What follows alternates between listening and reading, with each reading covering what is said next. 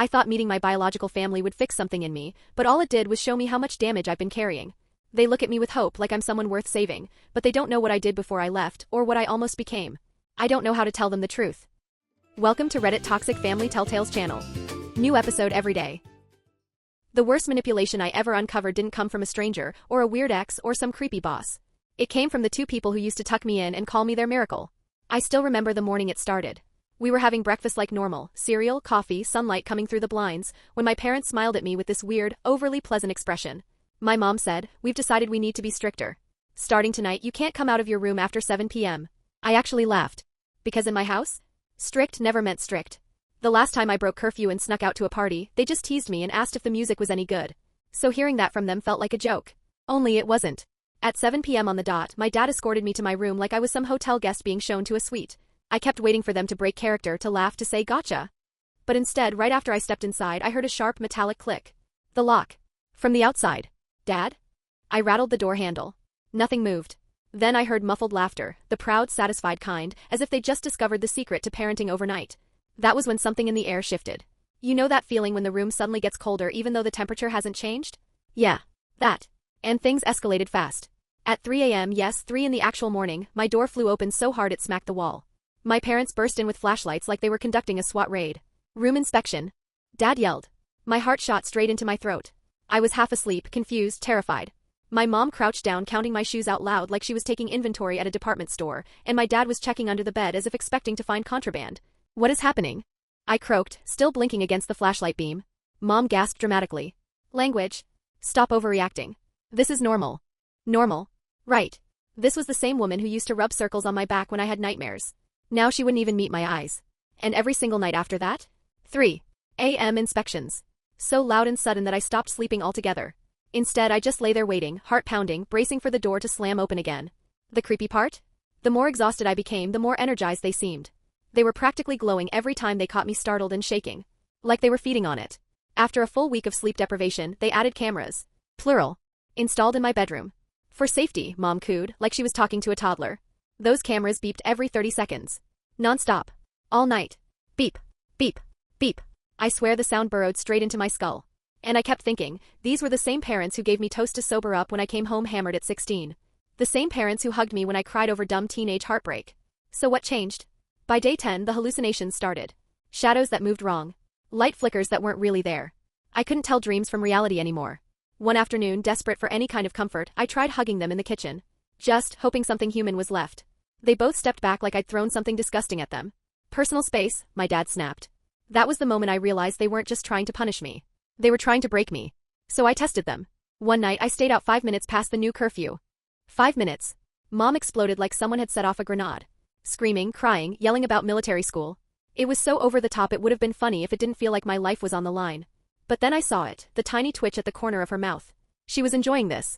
The next day I pushed further. I intentionally tanked my chemistry test, wrote my name and turned in a blank sheet. Dad's fury shook the house.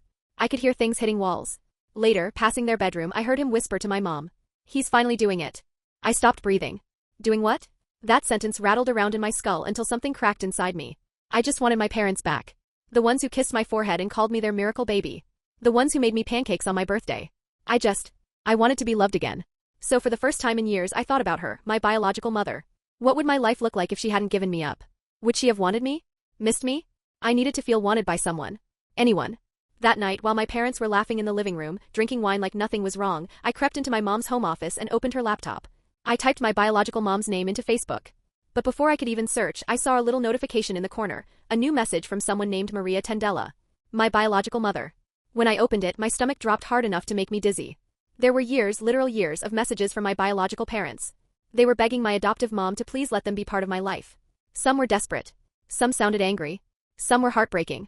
But one message froze me completely. We know about the insurance. We'll pay you double to give him back. I felt sick. My vision blurred. I dug deeper into files, emails, drawers. That's when I found the policy documents. Insurance papers with my name all over them. And suddenly everything clicked like a puzzle snapping together. The punishments. The inspections. The cameras. The breakdowns they were manufacturing. If I voluntarily left the home before turning 18, they would get $30,000 for a disrupted adoption. They weren't trying to discipline me. They were trying to cash me out. In Dad's desk, I found a folder with my name on it. Boarding school applications already half filled. Contacts highlighted. They were planning to ship me off like a faulty appliance. At dinner that night, I laid every document on the table. My hands were shaking, but my voice wasn't. Tell me why. Dad set his water glass down so gently it was almost creepy. Like he'd rehearsed this moment in front of a mirror. Mom pressed her hand over her stomach, and that's when it hit me. You're pregnant. For months, she whispered. My chest felt hollow. So I'm just the practice kid? She didn't deny it. Dad added, do you know what IVF costs? What we sacrificed. We refinanced the house. And then we found out you were worth $50,000, but only if you left on your own. I choked out, my biological parents have been trying to warn me. Mom finally broke character. Her face twisted, ugly and cold. Those criminals sold you for $20,000. They don't want you back out of love. They want money. Money we don't have. Dad looked almost bored when he said, we did love you. Until the pregnancy test. Then you became a solution. $50,000. That was what 15 years of my life added up to. Every bedtime story, every school project, every hug. A price tag. Mom slid a paper across the table. Sign this. Say you want to live with Grandma. Everyone gets what they need. My hand was steady for the first time in weeks. I picked up the pen. But I didn't sign anything. What I did next changed everything. I pulled out my phone. And started taking pictures. First the insurance documents. Then the folder with my name. Then the Facebook messages still open on the laptop. Evidence. Proof. Everything. Mom's face drained of color. She lunged over the table, knocking her water glass over. It splashed across the papers, but I didn't care, I already had the photos. My pulse was hammering so hard I could barely breathe. But I kept snapping pictures, backing toward the hallway, documenting every piece of their scheme. Dad shot to his feet so fast his chair crashed backward. He moved to block the doorway, planting himself there like a brick wall. Give me the phone, he said in that too calm voice that made my skin crawl. We need to talk about this like adults. I told him I wasn't leaving. Not now, not ever. And he needed to move. But he didn't budge. Not an inch. Behind him, Mom was scooping the papers together, still sobbing dramatically, but her hands were fast, efficient, like she had done this before. The hallway was maybe 3 feet away. But Dad filled the entire space, sealing me in. And I realized. They weren't done with me yet. He filled the doorway like a human barricade, and all I could see behind him was the narrow stretch of hallway that meant freedom. Behind me, Mom was frantically stuffing papers back into folders, her breaths coming in these sharp little gasps. And something in me knew, if I didn't move right now, I'd lose my shot forever. So I faked left. Dad shifted instantly to block me, exactly like I knew he would. And in that split second, I ducked to the right and slipped past him so close I felt his shirt brush my arm. My shoulder slammed into the door frame hard enough to light up the nerves, but pain didn't matter. I sprinted. I bolted down the hallway straight into the bathroom, slammed the door, and scrambled for the lock with hands shaking so violently I could barely grip the knob. Click. Locked. Dad's footsteps thundered toward me. I pressed my back against the sink, breathing like I'd just run a marathon, and yanked out my phone. Photos app. Evidence. 32 pictures. 32 pieces of proof that my parents had been treating me like a payday instead of a child. My fingers were trembling so badly that the first time I tried to select them all, I tapped something wrong and had to start over. My whole body felt like it was vibrating. I hit upload. The little spinning wheel looked like it was mocking me, turning so slowly I wanted to scream. Outside, their voices started up. Mom first, soft, pleading, full of sugar-coated lies. Sweetheart, open the door. We're sorry. Let's just talk. You misunderstood everything. Please, honey, don't do this. A month ago that would have worked. Not anymore. Dad's voice cut in, deeper, colder. Stop making this harder than it needs to be. You're being unreasonable. We're trying to do what's best for everyone. Best for everyone. Meaning best for their wallet. I tuned them out and typed in my school email. Attached all 32 photos. Hit send. Then I opened my cloud storage app. Tried to enter my password. Failed. Tried again. Failed. My fingers were shaking too much. I forced myself to pause, breathe slow, and type letter by letter. This time it logged in. The files began uploading, one after another, while my parents continued their chorus of threats and guilt trips. I watched the progress bar inch forward, praying the Wi-Fi wouldn't suddenly die. When it hit 100%, I checked my email again. The message was there. With every attachment. Then I checked the cloud backup. Uploaded. And then I checked the backup of the backup. Also uploaded. Even if they smashed my phone right now, they couldn't erase the evidence. Now I just needed one thing. Someone outside this house. Someone who could help me. Someone who could tell me I wasn't imagining all of this. I opened my texts and typed a message to my best friend, vague enough that if my parents somehow got into my phone, they wouldn't know what it meant. Hey, can I stay at your place tonight? I'll explain later. His reply came back almost instantly. Are you okay? I typed I will be. But I need to leave. Now. He said yes. No questions asked. I nearly cried from the relief. The pounding on the door continued, begging, bribing, threatening, bargaining. It didn't matter. I sat on the closed toilet lid and waited. I wasn't opening that door until I had a real plan. I wasn't signing anything. I wasn't being manipulated out of my home. And I wasn't giving them a single cent by leaving voluntarily. An hour crawled by. Finally, the yelling stopped. The banging stopped. Everything went eerily quiet. I cracked the door open. They were in the living room, sitting on the couch like two deflated balloons. Mom's face was blotchy and red, this time from real crying, not her theatrical fake sobs. Dad was hunched over, elbows on his knees, staring at nothing. When I stepped out, Mom looked up with this tiny, broken voice. Dad asked if we could talk like a family, if we could fix this. But families don't try to mentally destroy their kids for insurance money. I walked past them and went to my room.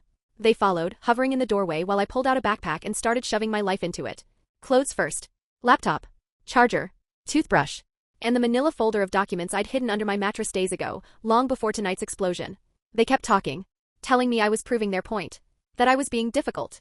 That they were trying to handle this like adults. I ignored every syllable. Last thing I grabbed was a baby photo, me at maybe 1 year old, the one that used to sit proudly on the mantle until they took it down, replaced it with an ultrasound of the real baby. When my friend's mom pulled into the driveway, I didn't hesitate. I walked straight out the front door without looking at either of them. She didn't ask a single question on the drive. She just kept one hand on the wheel and said quietly, "You're safe, sweetheart. Stay as long as you need." Her kindness hit me so hard I nearly broke down right there. Someone being gentle. Someone helping without expecting something in return. I'd forgotten what that felt like. That night, sleep wouldn't come, not because of cameras, not because of alarms, not because of 3 a.m. ambushes, but because my brain couldn't shut off. So I opened my laptop. I reread the Facebook messages my biological mother had sent for years. Years. Messages from Christina starting when I was 5, birthday wishes, updates, just asking how I was. Every Christmas she tried again. My parents never responded. Except once to tell her to stop contacting them. But 3 months ago everything changed. Christina's messages became frantic. Emotional. She said she knew about the insurance. She said she would pay my parents double if they let her be part of my life again. She said she'd made mistakes when she was young, but she wanted to make things right. She said she thought about me every single day. Every message was marked seen. None were answered. I read until my eyes burned. Until the sky outside the guest room shifted from night to early gray morning. When the sun finally rose, I forced myself to go to school. Missing class would only give my parents more ammunition to twist things. In first period, I sat down and just stared at my desk. My English teacher was talking about symbolism in some classic novel I hadn't touched, and her words went right through me. I couldn't hear anything over the buzzing in my head. Eventually she paused, looked at me and asked gently, "Everything all right?" I said I didn't sleep well. She let it go, but she kept glancing at me like she could tell something was very, very wrong. At lunch, I didn't even pretend I was hungry. I walked straight past the cafeteria line and headed down the hallway toward the counseling wing. My stomach was twisting the whole way. I told the secretary I needed to talk to Francis Black, the same counselor who helped me last year when I was drowning in chemistry and convinced I was going to fail. The secretary started to tell me Francis was booked solid, but before she could finish, Francis stepped out of her office. She must have recognized my voice because the moment she saw my face, she didn't hesitate. She told the secretary to cancel her next appointment and waved me inside. She closed the door gently, not slamming, not rushing, and sat down across from me. Hands folded. Eyes steady. No clipboard shield between us. She just waited. And something in me cracked. Once I started talking, I couldn't stop. Every word tumbled out in this chaotic rush, the 7 p.m. curfew, the door locking from the outside, the shock of realizing it wasn't a joke. The 3 a.m. raids where my parents burst in screaming like they were searching for drugs. How they counted my shoes shook me awake, shined flashlights in my eyes. The cameras. The constant beeping. Nights of no sleep. Feeling like a prisoner in my own house. Frances scribbled notes on a yellow legal pad, but she never interrupted. Never gave me the skeptical eyebrow. Never asked, "Are you sure?" like adults usually do when teens say something big. I showed her the photos, the camera mount still screwed into my wall, screenshots of the insurance policy, the Facebook messages from Christina that had been hidden from me for years. My thumb shook as I swiped through each image, but Frances's face just got more and more serious. I told her about the folder I found, the one with my name printed on it and boarding school applications almost completely filled out. I told her about the dinner where everything exploded, about the pregnancy announcement, about how they told me flat out that I was worth $50,000 only if I walked away before turning 18. And about my dad saying they loved me until the pregnancy test. My voice cracked halfway through that sentence. I didn't even try to hide it. When the flood of words finally dried up, the room fell into this heavy silence. Frances set her pen down and leaned in. "Do you feel safe going home?" Nobody had asked me that the entire time this nightmare unfolded. Not one person. I shook my head. I told her I'd left last night and was staying with a friend. Frances nodded and took a slow breath. When she spoke again, her voice was calm but incredibly firm, the kind of tone you only hear from people who know exactly what they're doing. She told me what I described wasn't discipline. It was emotional abuse. And financial exploitation. And that she was a mandatory reporter. She had to call Child Protective Services. The words punched me so hard in the gut I felt winded. CPS. All I could think about were horror stories, kids getting taken away, thrown into strangers' houses, shuffled around. What if they didn't believe me? What if this somehow made everything worse? What if my parents twisted it into something I couldn't defend myself from? The panic must have shown on my face because Frances leaned forward, lowering her voice. "This isn't punishment," she said softly. "This is about keeping you safe. And making sure you have options." She asked if she could call right now. I nodded because I wasn't sure I could speak. She dialed the number from memory. Listening to her describe everything was surreal, like hearing my own life turned into a case file. Systematic sleep deprivation. Financial coercion. Emotional manipulation. Domestic intimidation. Hearing those clinical words wrapped around my experiences made it feel real in a way it hadn't before. Less like a nightmare and more like something that could actually be proven. After a few minutes, she held out the phone. "They want to talk to you." My hands trembled as I took it. "Hello?" I whispered. The CPS worker introduced herself and asked me to tell her what happened in my own words. So I repeated the entire story again. Weirdly, my voice stayed steady this time. Like saying it twice carved it into stone. She asked for dates, how often the inspections happened, what the cameras looked like, how long the sleep deprivation lasted. Whether my parents had touched me or if everything was psychological. Where I was staying now. Whether I felt safe. I told her yes, my friend's house felt like a completely different planet. She said someone would come meet with me at school tomorrow during my free period. She told me to stay where I was. And then her tone shifted sharper. "Do your parents know where you're staying?" I told her yes, my friend's mom picked me up right in front of the house. The worker's voice tightened and she told me to tell my friend's family to keep every voicemail, every text, every attempt at contact. Document everything. Don't delete anything. When the call ended, Frances helped me think through things I hadn't even considered because my brain was fried from exhaustion and stress. She asked if I needed assignment extensions.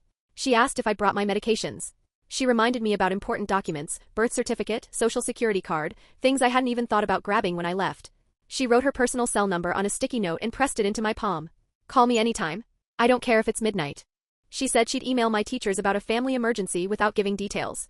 I left her office feeling like I was stuck halfway outside my own body. Like I was watching myself walk down the hallway from somewhere far above. The rest of the day blurred past. Teachers talking. Pages turning. Students laughing. None of it felt real. When school ended, my phone started blowing up. My parents. At first, the messages were apologetic, over-the-top apologies dripping with guilt. Then came anger. Then demands. Then manipulative pleas. Then back to "we can talk this out as a family." I knew exactly why. They realized I'd documented everything. That I wasn't alone anymore. That they'd lost control of the narrative. That night, my friend's mom knocked softly on the guest room door and asked if she could come in. I showed her the messages. Her face went from concern to furious in under 5 seconds. She told me I didn't owe them anything. I didn't have to respond. She said she'd talk to her husband about legal protections because what I was dealing with wasn't just family drama. It was abuse. After dinner, I sat on the bed with my laptop and started researching everything I could about adoption disruption and insurance fraud. What I found made my stomach twist. There were actual cases, documented cases, of adoptive parents forcing kids out to collect money. And some of those parents had been charged. Some had gone to court. Some had lost custody of their other children. The more I read, the more I understood how these policies were supposed to work versus what my parents tried to do, the angrier I became. Because this wasn't an impulsive meltdown. This wasn't them losing their temper. This wasn't desperation or fear. They had planned this. Step by step. Night after night. Beep after beep. Inspection after inspection. They researched it. They strategized it. They executed it. They tried to break me down on purpose because they wanted a payout. And the worst part? They would have gotten away with it if I hadn't found the truth when I did. Around 8 that night, my phone lit up with a number I didn't recognize. Normally, I would have let it go to voicemail. I was drained, overloaded, hanging on by threads, but something in my chest nudged me to pick up. I'm glad I did. A warm, trembling voice said, "Hey, are you okay?" I had this weird feeling something was wrong. It took my brain a second. Christina. My biological mother. Before I could even say her name, something inside me cracked. I just started sobbing, ugly, shaking, gasping sobs I couldn't control. The kind where your whole body folds in on itself. She didn't tell me to breathe. Didn't rush me. She just stayed completely quiet on the other end, giving me space until I could get even one word out. And when I finally managed to talk, everything spilled out in this chaotic, tangled mess. The locked door at 7 p.m., the nightly 3 a.m. raids, the constant beeping cameras, the insurance policy, the way my parents wanted me gone before their real baby arrived. By the time I got to the part about reading the messages she'd sent over the years, I heard her crying too. She told me she'd started trying to reach me when I turned 13, that she never wanted money, never planned to interfere. She just wanted to know I was safe. Happiness was the only thing she cared about. Her voice cracked when she said she'd spent 4 years sending message after message, hoping for the smallest update, and got nothing back but silence or threats of legal action. Then I asked the question I'd been afraid to think about my whole life. If you cared this much, why did you give me up? She didn't sugarcoat anything. Didn't dodge. She told me she got pregnant at 19 with a guy who disappeared the moment he heard the word baby. She had no support, worked at a gas station, was juggling community college classes, and barely had enough money to feed herself. She said the adoption agency painted this picture of a perfect couple desperate for a child, a couple who would give me everything she couldn't. She signed the papers believing she was doing the right thing, even though it broke her. Now she's in her 40s, married to a man named Wallace she met 5 years ago, working as a dental assistant, and she said she's been saving money in a separate account ever since I turned 16, just in case I ever wanted to go to college or needed help starting my adult life. We ended up talking for almost 2 hours. She told me stories from the first 6 weeks of my life before the adoption was finalized, how I had a tiny birthmark on my left shoulder blade, how I only fell asleep if someone was humming. She told me how she tried to send photos and letters through the adoption agency when I was younger, but my parents had blocked everything and eventually threatened legal action if she didn't stop. Years later she found them on social media and started messaging again, the same messages I'd seen open on my mom's laptop, begging for any update at all. Then, for months ago, she saw their pregnancy announcement. And something in her clicked. She said she just knew, a gut-deep instinct, that things were about to get dangerous for me. That's when she sent the message about the insurance. She didn't pretend she was some flawless savior waiting in the wings. She admitted she made huge mistakes. That giving me up was both the hardest and most selfish decision she'd ever made. And weirdly, that honesty made me trust her more. By the time we hung up, my voice was raw and my face hurt from crying, but I didn't feel alone anymore. For the first time in months, maybe years, someone actually cared about me without an agenda. The next morning, I stumbled into school on 3 hours of sleep at best. During my free period, the front office called me down. In the conference room near the counselor's office, a woman was waiting, mid-40s maybe, confident posture, serious expression, but kind eyes. She introduced herself as Sushma Tran from Child Protective Services. Her handshake was firm, grounding. I instantly felt like she was someone who took her job seriously. She had a folder full of notes, Francis's report, the details from the phone call yesterday. She told me she needed to hear everything in my own words to figure out the next steps. So I took out my phone and showed her everything. Every screenshot. Every camera photo. Every document image. Every message. She didn't rush through any of it. She zoomed in on policy numbers, checked dates, typed notes into her tablet. When I showed her the pictures of the boarding school applications and the folder with my name on it, she let out a slow breath like she was bracing herself. She asked me to walk her through the timeline starting from the first locked door. So I told her, the nightly inspections, the screaming, the sleep deprivation, the beeping cameras, how my parents went from normal to monstrous in 2 weeks flat. She asked specific questions about the sleep deprivation, how many hours I was getting, whether I'd seen a doctor for hallucinations or exhaustion. I told her I thought I was being dramatic because that's what my mom kept insisting. Sushma shook her head and wrote something down. Sleep deprivation is recognized as a form of abuse, she said, especially when it's intentional. Then she asked me to repeat exactly what my parents said that night at dinner, about the pregnancy, about the money, about me leaving voluntarily. I went through every line because it's one of those conversations you don't forget, no matter how hard you try. When I told her about the paper mom slid across the table, asking me to sign I wanted to live with my grandma, Sushma's jaw tightened. She explained in this neutral, matter-of-fact tone that what my parents were doing wasn't just immoral, it was insurance fraud. They'd been mentally breaking me down to force an outcome that would allow them to cash out. Hearing it laid out so plainly made my stomach twist. Then she told me CPS would be doing a home visit in the next few days to investigate. But because of my age and the evidence I'd collected, she would be recommending I stay in alternative placement, meaning I didn't have to go back home. She asked if I had any family besides my friend's family I could possibly stay with. I hesitated before mentioning Christina. I wasn't sure if biological parents even counted as family in the CPS world, or if it would complicate everything.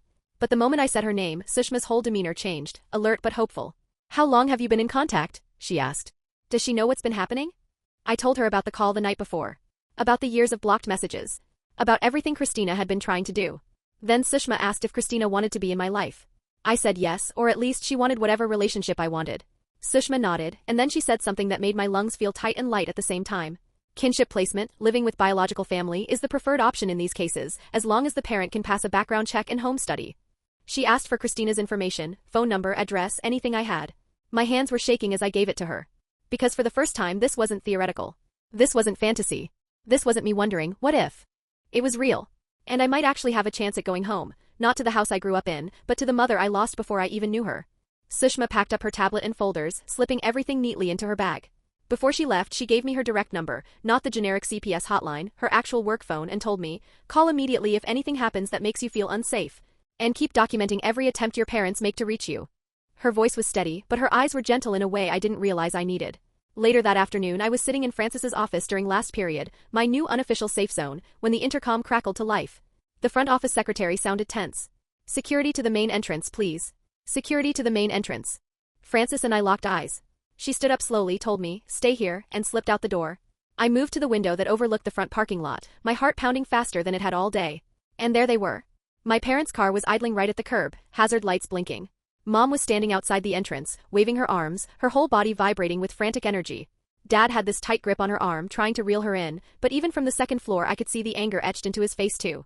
The security guard, the same guy who usually breaks up hallway fights and checks IDs, was planted between them and the door like a human shield. A moment later, the principal came out, looking stern enough to stop a riot. Mom's mouth was moving a mile a minute. Even from up high, I could imagine that sharp, high-pitched whine her voice hits when she's not getting what she wants. The principal crossed his arms and shook his head. Then Dad stepped forward and said something that made the principal pull out his phone like he was seconds from calling the police. That's when my parents finally realized they weren't winning this one. They turned to walk back to the car, but Dad spun around again at the door and yelled so loudly I heard it through the closed window. "That boy is destroying our family. He's being manipulated. People don't know the whole situation." Mom grabbed his arm, dragging him away before he could escalate it even further. The principal didn't move, just stood there with his phone in hand until their car backed out of the lot. I stood at the window and watched them drive away, Mom's face red and twisted in anger through the passenger window. A few minutes later, Frances returned and shut the blinds immediately. She sank into her chair with a slow exhale and told me, "Their decisions destroyed this family, not yours. Parents who truly love their child don't torture them psychologically for insurance money." I nodded, but I didn't trust myself to speak. Because part of me, a stupid tiny part, still wanted to believe they'd loved me once. Before the pregnancy test. Before I became a price tag. The next few days settled into this strange new rhythm. Wake up in the guest room, no cameras, no beeping, no fear of a 3 a.m. ambush. Eat breakfast with my friend's family. Go to school. Pretend to be a normal student. Try to focus through the fog. Sushma called every other day with updates, the investigation, the upcoming home visit, the progress on Christina's background check. And Christina, she texted me every morning. Just simple messages. "Good morning, hope you slept okay. Do you need anything today? Thinking of you." Not pushy. Not demanding. Not drowning me in guilt or expectations. If I didn't answer right away, she didn't take it personally. She just waited. Meanwhile, my parents kept trying to contact me. After I blocked their numbers on Sushma's advice, they switched to email. Long, twisting paragraphs that zigzagged from apologies to threats to guilt trips all in the same breath. My friend's mom printed every one of them and added them to the growing documentation pile like she was building a case file. 3 days later, the home visit happened. I was at school when Sushma called afterward, and I could hear something in her voice that wasn't there before, confidence. Maybe even quiet anger. She told me my parents had been performing. The house was spotless. They wore nice clothes. They spoke calmly about how worried they were. Mom cried as she talked about pregnancy stress and maybe going overboard with rules. Dad showed off my report cards and talked about college, playing the role of the concerned father of a rebellious teenager. But then Sushma went to my room. She saw the 4 raw circles of drywall where the camera mounts had been, holes my parents hadn't patched. When she asked about them, Mom stuttered something about shelves, but the holes were identical to the ones in my photos. She told me she didn't buy any of it, not the staged act, not the tearful performance.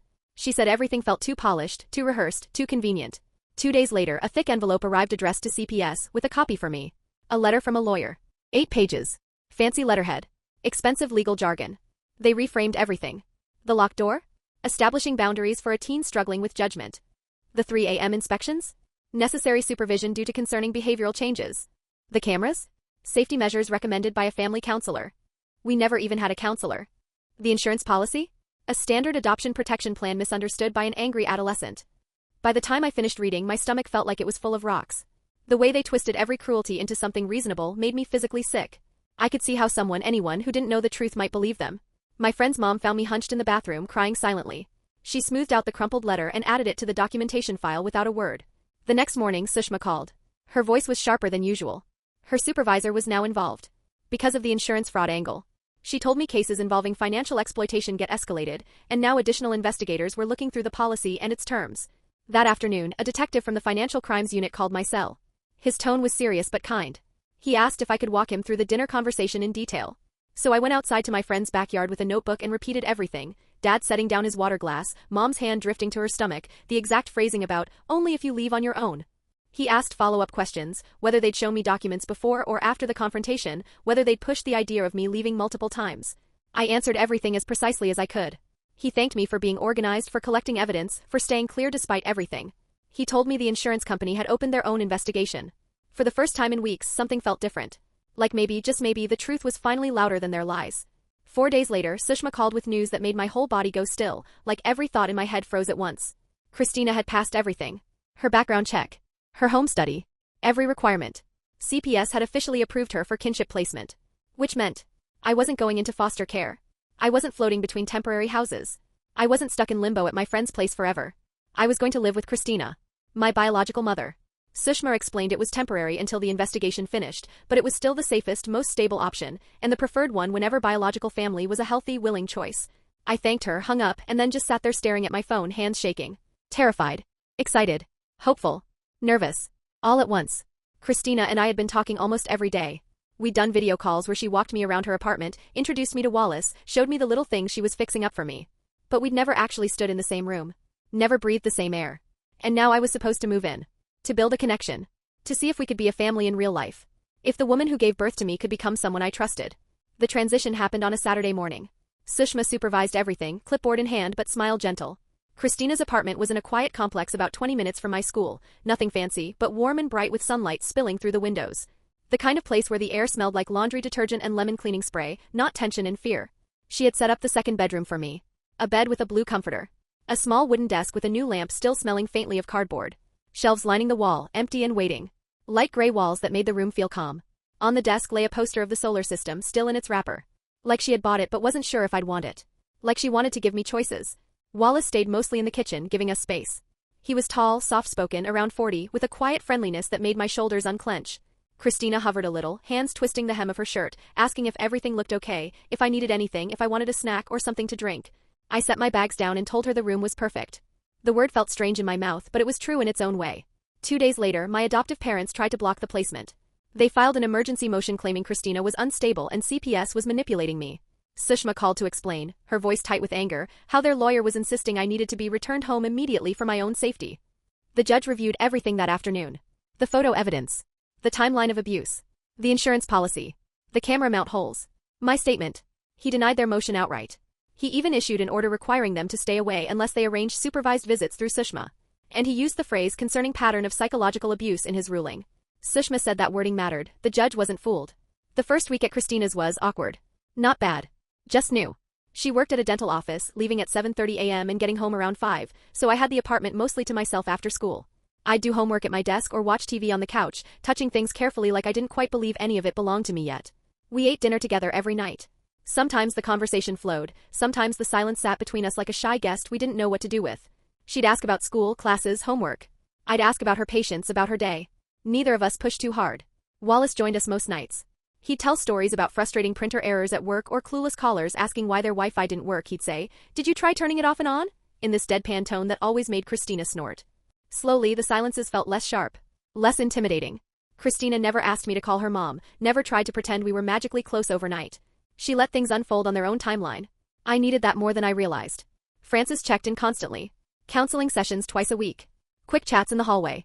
She reminded me I wasn't required to choose between anger and hope. That it was okay to feel everything all at once, grief, betrayal, confusion, longing. Some sessions I cried. Some I stared at the floor and couldn't talk. Frances never once made me feel like I was failing.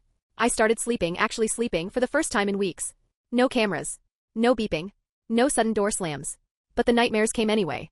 Sometimes they were about being locked in my room. Sometimes about my parents dragging me back home. Sometimes about the inspection flashlight in my eyes. I'd jolt awake gasping, unsure where I was until the room slowly came into focus. Gray walls, a blue comforter, soft moonlight from the window instead of unblinking red camera lights. One night, after a particularly bad dream, Christina knocked gently on my door. "Hey, are you okay? Do you want some tea?" Her voice was soft, careful. I opened the door and nodded. We ended up sitting at the tiny kitchen table until nearly 5 in the morning, sipping chamomile tea, talking about fear and safety and what home actually meant. She told me about her nightmares after signing the adoption papers, waking up terrified I was hurt or unhappy, wondering if she'd ruined my life. I told her about the cameras, the inspections, the constant feeling of being watched. And she didn't try to patch it up or offer easy answers. She just listened. Just being heard felt like healing. School became my one stable refuge. Teachers didn't question late assignments. They gave me extensions with understanding in their eyes. My friends didn't pry, they just let me sit at their lunch table and talk about video games or upcoming tests or the latest weird cafeteria mystery meat. Routine started to feel safe again. Homework was just homework. Not bait for punishment. Not a test I could fail on purpose to measure my parents' reactions. Some afternoons that simple fact almost made me cry. Frances kept checking in between classes, asking how I was sleeping, if I had support, if I needed anything. For the first time in a long time I didn't dread walking into school. 2 weeks after moving in with Christina, Sushma called. My parents had requested a supervised visit. My stomach dropped. I wanted to say no immediately, but Sushma reminded me the court would look at my willingness to participate in the process. So I agreed, only if it happened in the CPS office, with Sushma physically in the room, no exceptions. She agreed. She scheduled it for the following Tuesday after school. The days leading up to it felt heavy, like I was dragging 10 bricks around in my chest. Christina noticed the change but didn't force me to talk about it. She just existed nearby, calm and steady. The CPS office was in a bland government building that smelled like old paper and disinfectant. Fluorescent lights buzzed overhead. Beige walls everywhere. It felt cold, sterile, official. Sushma met me in the lobby and walked me to a small conference room. My parents were already there. Mom sat with her shoulders hunched, eyes already red and watery. Dad was stiff, arms crossed, face carved from stone. I sat across from them with Sushma at my side. Silence stretched until it felt like we were all drowning in it. Finally, Mom spoke. She said they were desperate. That the financial pressure made them lose their minds. That they were so sorry for the choices they made. Tears rolled down her cheeks. But I didn't feel anything warm. Just numbness and anger simmering below it. Dad didn't speak. His jaw was clenched so hard I could see a muscle twitching. He looked furious, like he was 2 seconds from snapping, but he kept swallowing it back because Sushma was watching. And that somehow made it even worse. I told them I needed space, that they didn't get to wipe away months of psychological torture with a few tears and a sad speech. Mom reached across the table like she wanted to grab my hand, but I pulled back before she could touch me. I saw Sushma jot something down on her clipboard. The whole room felt wrong. Too small and too big at the same time. Like we were 4 strangers trapped in a fake family reunion. Dad finally spoke. His voice was so controlled it sounded rehearsed. He said they never intended to hurt me, and they thought they were doing what was necessary. Necessary. I nearly laughed right in his face. Necessary meant locking me in my bedroom. Necessary meant 3 a.m. raids. Necessary meant cameras blinking over my bed like security alarms. But I kept my mouth shut because arguing wouldn't fix anything. Then Mom went there. She brought up the pregnancy. Said she was 6 months along now. That they wanted me to be part of the baby's life. To be a big brother. To help raise my sibling. Something inside me snapped clean in half. I told her, loudly, that she didn't get to dangle an unborn child in front of me like some emotional bribe. She didn't get to pretend we were a loving family again after treating me like a walking payout. Mom burst into louder tears. Dad's face darkened and he told me to watch my tone. Sushma put a hand on my arm and said my name, soft but firm. Take a breath. But I was shaking. My hands. My voice. My whole chest. Finally Sushma cut in with steel in her voice. This visit is over. She stood up. I followed. I didn't look back. Christina was waiting in the lobby. She must have come early just in case. One look at my face and she didn't ask a single question. She just placed her hand gently between my shoulder blades and guided me outside. We ended up at this tiny ice cream place near her apartment, sitting in a sticky booth with fluorescent lights flickering overhead. She bought us both sundaes, mine melting into a sugary puddle while I ranted. I spilled everything. The unfairness. The anger. The disbelief that my parents were suddenly positioning themselves as victims when they'd orchestrated every ounce of chaos I'd lived through. Christina didn't interrupt. Didn't offer inspirational quotes. She just listened. Ate her ice cream slowly. Let me be angry until I ran out of breath. Then she said, some people don't earn forgiveness right away. It's okay to be angry. Just don't let it become the only thing you feel. It wasn't advice. It was permission. A week later, Sushma called again. Her voice held a different tone, almost triumphant. The insurance company was officially investigating the policy. The detective had contacted them. The voluntary departure clause plus the pregnancy timing made the whole thing look suspicious as hell. They'd suspended the policy entirely while they reviewed it. My parents' lawyer tried spinning it as financial planning, but the insurance company wasn't buying it. Sushma said this strengthened my case. It showed a pattern of deliberate, calculated behavior. Not one mistake. Not a moment of panic. A plan. In therapy that week, Francis told me something else, something that twisted my stomach. My parents' financial situation was crumbling. Lawyer fees. CPS involvement. Insurance investigation. Potential criminal charges. I felt guilty. I did. Like maybe I'd ruined their lives. Francis shut that down instantly. You didn't destroy anything, she said. They chose this. They built this. You reported the truth. That's not destruction. That's accountability. Her words hit harder than I expected. Living with Christina slowly shifted from unfamiliar to okay. Maybe even comforting. We started forming tiny routines. Friday movie nights with pizza. Sunday morning pancakes. Evening walks around the neighborhood where we complained about the humidity or pointed out stray cats. She told me little stories about my infancy, how I laughed constantly, how I hated socks, how I'd only sleep if someone hummed. Hearing pieces of a childhood I'd never known made something ache inside me. A strange mix of curiosity and sadness for the version of my life that never got to exist. Wallace opened up too. He told me about bouncing through foster homes until aging out at 18. How family wasn't just DNA, it was people who stay. People who show up. People who choose you even when it's messy. He helped me with math homework, played video games with me, treated me like a whole person, not a burden. Not an obligation. Their apartment started feeling more like home than the house I'd grown up in. 3 months into the placement, Sushma scheduled a permanency planning meeting. She explained CPS was recommending Christina become my legal guardian until I turned 18. My parents were still fighting it, but even their own lawyer admitted the odds were slim given the evidence and the ongoing investigation.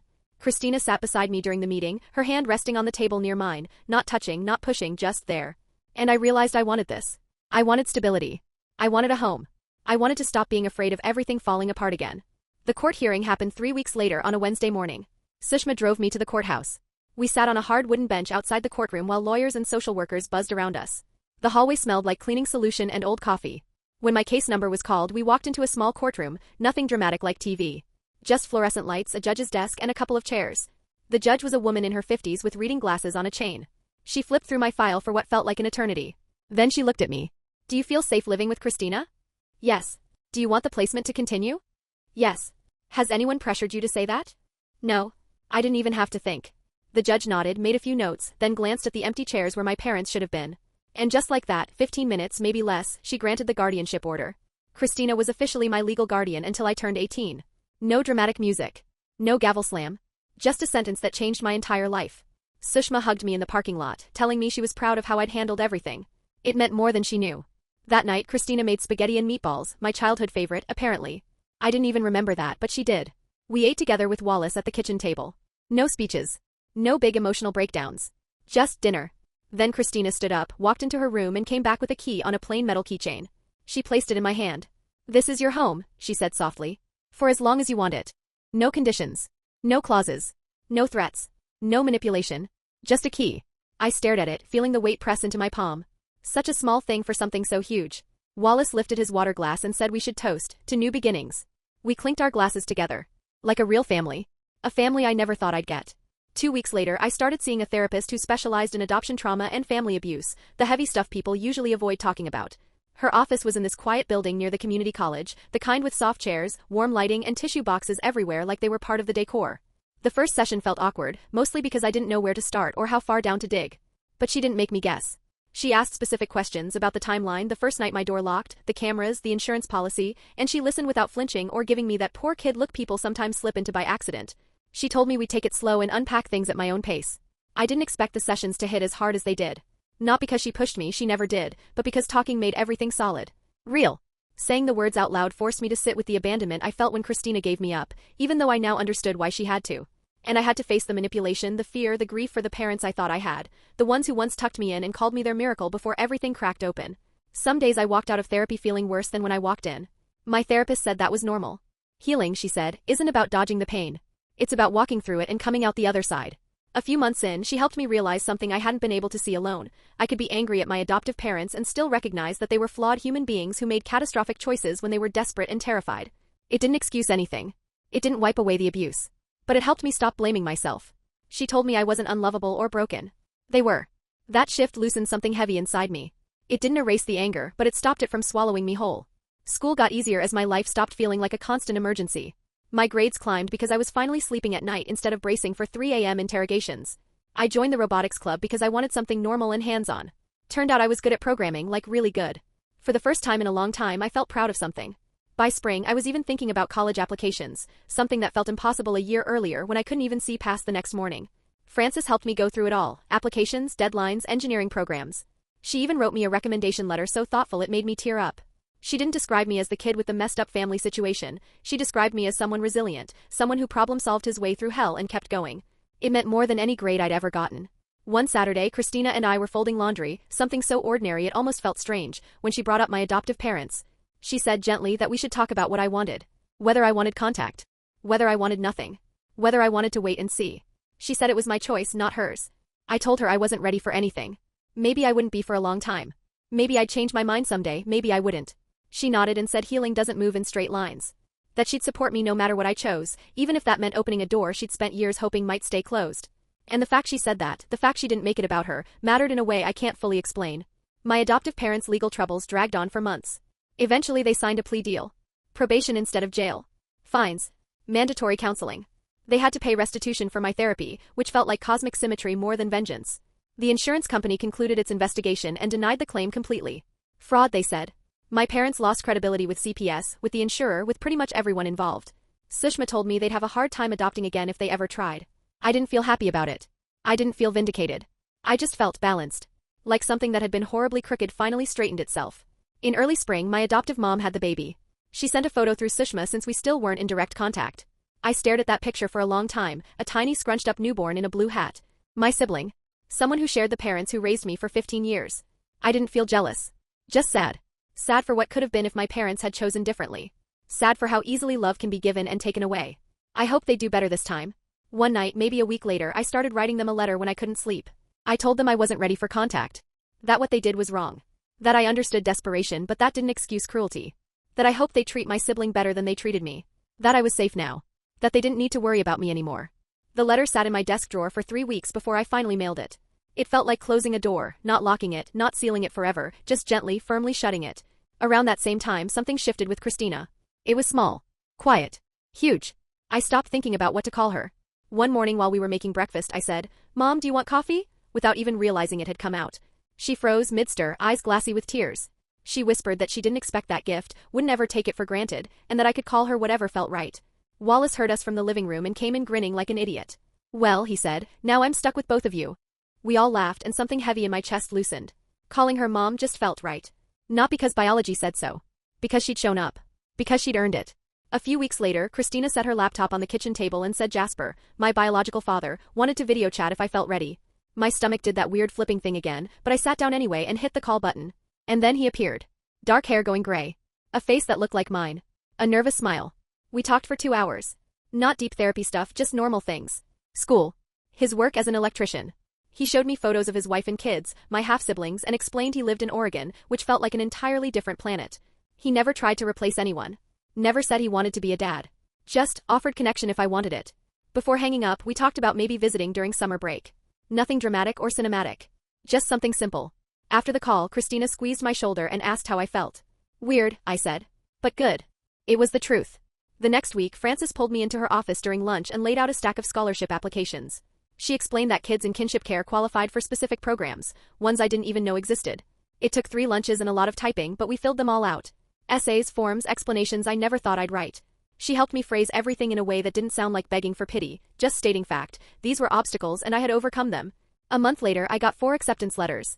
Almost $8,000 in scholarships. Suddenly, college didn't feel like some distant fantasy. It felt possible. Frances printed all the award letters and handed them to me in a little folder. She was smiling so hard you'd think she won the scholarships. And for the first time in a long time, I realized I was finally building a life, not surviving one. My birthday came in October, and a card showed up in the mailbox with my adoptive parents' return address printed across the corner. I stood there holding it like it might explode. My hands actually shook a little. I didn't know what I expected. An apology?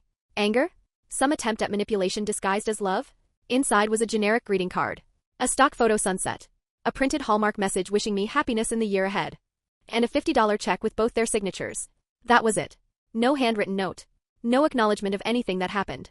Just a generic greeting and money, like they were mailing a birthday card to a coworker instead of the son they'd emotionally dismantled. I walked to the bank after school and cashed the check because honestly I needed new shoes and I wasn't too proud to accept their $50. But the card went straight into the kitchen trash. Christina saw me do it. She didn't ask why or try to convince me to keep it. She just reached over, squeezed my hand gently and said we were making my favorite dinner that night. Senior year started in September and everything felt completely different from the year before. I had my own room, a real room, not a cell with cameras and locks and alarms. I had Christina and Wallace asking about my day and actually listening to the answers. I had Frances checking in weekly. Sushma calling monthly. My therapist helping me slowly untangle the knots inside my chest. I wasn't just surviving anymore. I was living. My grades were solid again. Robotics club became my new obsession. College didn't feel like a fantasy anymore, it felt real. The nightmares still hit sometimes and loud voices still made me flinch, but I was healing instead of unraveling. One Saturday morning, Christina asked if I wanted to repaint my room. That beige is depressing, she said, scrunching her nose. Wallace drove us to the hardware store and let me pick any colors I wanted, no judgment, no comments, no passive-aggressive sighs. I chose deep blue for 3 walls and a soft gray for the accent. Colors that made the room feel like mine. We spent the whole weekend painting. Wallace taught me how to cut in along the edges. Christina played music from her phone while dancing terribly with her paint roller. They asked my opinion about new curtains for the living room, about better kitchen lighting. They actually cared what I thought. It felt new. Strange. Warm. Like my choices mattered. Like I mattered. In health class, we started a unit on family dynamics and recognizing unhealthy relationships. My teacher asked if anyone wanted to do a presentation, and before I knew what I was doing, I raised my hand. I spent 2 weeks building a project about emotional abuse, gaslighting, isolation, sleep deprivation, financial exploitation. I used my story without saying it was mine. When I presented, the room went silent. Afterward, 3 classmates approached me privately, saying they recognized some of those patterns in their own homes. My teacher asked if I'd be willing to share the presentation with the counseling department for staff training. I said yes. Because if my nightmare could help someone else wake up earlier than I did, then maybe something good could come from all of it. Spring brought college acceptance letters. 3 schools said yes. 3 real acceptance packets with actual financial aid packages that made college possible. The first letter came from a state school 2 hours away, and I sprinted into the kitchen waving it like a maniac. Christina read it once, twice, 3 times, then burst into these overwhelmed, happy tears that made my own eyes sting. When Wallace came home, he tried to give me one of his awkward side hugs, but halfway through it turned into a real hug. He told me he was proud of me and he meant it. We called Frances. She screamed so loud I had to hold the phone away from my ear. The next week, she framed a copy of that acceptance letter and hung it in her office next to other students she'd helped over the years. Seeing it there felt surreal, like proof that I'd climbed out of something dark and found solid ground. My 18th birthday came on a Tuesday in March. I went to the courthouse during lunch and legally changed my last name to Reyes. The process took maybe 20 minutes, a form, a fee, and a judge's signature, but standing there with my new ID felt enormous. Not because I wanted to erase my past, but because I wanted to claim my future. Choose the family that had actually chosen me back. That night, Christina made my favorite chocolate cake from scratch. We invited Francis and Sushma over. The tiny apartment felt full in the best way, crowded but warm, like a space meant for celebrations. Christina placed 18 candles on the cake and everyone sang. I tried not to cry, but my throat got tight anyway. When I blew out the candles, I didn't make a wish. Because for the first time in years, I didn't need to wish for things to get better. They already were. Thanks for watching. Today's train wreck is over, but tomorrow's ride is already on track. Subscribe so you don't miss it.